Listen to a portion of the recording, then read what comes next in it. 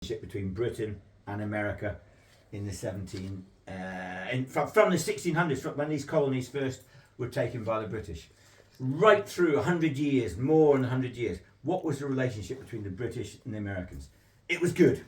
There was a special relationship between them. And the reason is the term salutary neglect. If we go back to here, that is the unofficial policy between Britain and America throughout the 1600s, right up until 1763, a key date we'll see in a minute. So what was it, this salutary neglect? Basically, the best way to describe it is the Americans were left to do what they wanted, left much alone by the British. The British just let them set up their own assemblies, their own provincial government, local governments. They let them trade largely. They kind of let them smuggle goods in largely. They just let America be because it was in both interests. The word salutary means beneficial. So it's beneficial neglect. It's beneficial to the British to let the Americans trade and prosper because then they'll buy more British goods. You know, basically they were left to do as they wanted. Unlike most British colonies, this was quite unique. Probably because they're so far away, but they were just left to it largely, and so they got on fine. It was a special relationship. The British sent goods to the Americans, and they expect them to buy them. They sometimes did, they sometimes didn't. Trade was fine. Everyone benefited. It was good. So things were good. It all went wrong for some reason, which we will see in a minute. But to begin with, there was a kind of good relationship. The only really negative thing for the American colonists was because there wasn't any direct taxation to begin with. There wasn't any parliamentary rules and regulations over the Americans. They were free to set up, almost like local self-government. This really made America prosper. It was a good relationship. The only kind of onerous thing was something called the Navigation Acts. The Navigation Acts in law said that every ship that went to America with goods, it had to be a British ship. It could be any other ship. Any goods going from America to Britain had to be in a British ship, so that Britain controlled largely trade. Now this was basically largely ignored.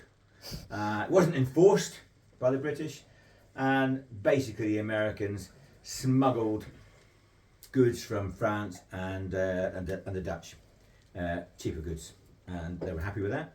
And the British sold some stuff, but they didn't enforce the Navigation Acts. So it just kind of worked quite well. Everything seemed to be going pretty well for a long time with these 13 colonies until 1763. So all went wrong. Money is the reason. Why did it all go wrong? Britain had a war with France. It's always at war with France. Remember Poitiers? Remember Poitiers. Britain was at war with France from 1754 to 1763. It was something called the 7 Years' War, which I won't go into too much. The French Indian War is another name for it. That was actually the French again, wasn't it? Because the people in England were French. The people in England were French. Weren't they? Sure about that. People in England were English. Well, weren't they French originally? Oh, William the Conqueror and all that. Yes, I suppose you could say that. I suppose you could say that, yeah. That's quite obscure. Anyway, Britain went to war with France in 1754. It's called the 7 Years' War, the French Indian War, and it was a war over territory in America, largely around Canada. And so we had, it was a major conflict. Some American colonists fought with the British against the French. George Washington was one of them. He fought in some of the battles in the French Indian War on the British side.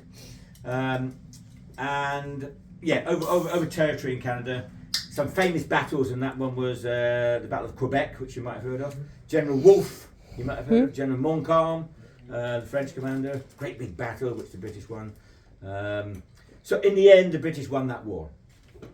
Wonderful.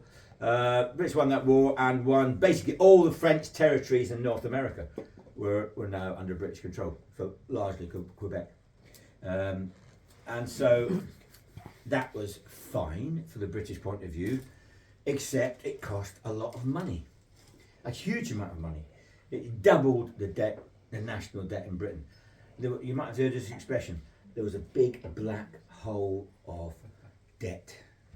Rachel Reeves found a big black hole of debt when she came to be Chancellor. Well, there was a big black hole that the British found in 1763. The exact figure, I might have to hand, was $23 billion. Wow, in that then. That's what it cost. Yeah. So $23 billion is what the war cost. What did the British do? Well, they said America's got to pay. So, Dennis, can you just recap? What did they get for their money? Territory. No, as in, yeah, what territories did they get? All French territories in North America. It's a lot of Quebec, a lot around Canada, a lot around Canada. Was that Canada in those days? Was it termed Canada? No. It was all American. Northern territories, Right. Yeah, I'm not sure when the term Canada was originated actually. But it cost a lot of money to fight that war. Obviously sending soldiers 3,000 miles overseas to fight these wars, it's going to cost a lot of money. And so the British thought, well, look, we were defending the colonies, against the French encroachments and so on. So the Americans got to pay. That's what they said. Americans have got to pay. They had to come up with money. That was their argument. But for the Americans, this was abhorrent. No, you cannot make us pay, and you cannot tax us. We've got on well. You've left us alone. You cannot tax us. You cannot tax us. That's like an imposition. That's like an imposition from a foreign power. It's like tyranny. We do not want you to do that. But the British forced the issue. We are going to tax you. And 1764, the year after the French Indian War, the year after victory, they issued the first direct taxation on the American colonies. It was called the Stamp Act. The Stamp Act actually wasn't that onerous. It was going to raise £60,000, which isn't a huge amount. And it was a tax on documents and stamps and old paper. Nothing really too bad, but it was a tax, and it was a direct tax from Parliament onto the American colonists, the American people, and this was to them, a huge shift in policy from Parliament.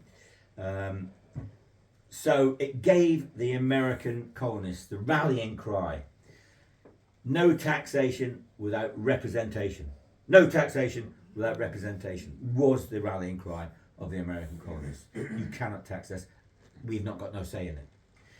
Basically, the irony of this whole war is, if the British had allowed some colonists to be represented in Parliament in London, and then probably that would have been good. Then probably some taxes could follow with their consultation and negotiation, and then there wouldn't have been a war.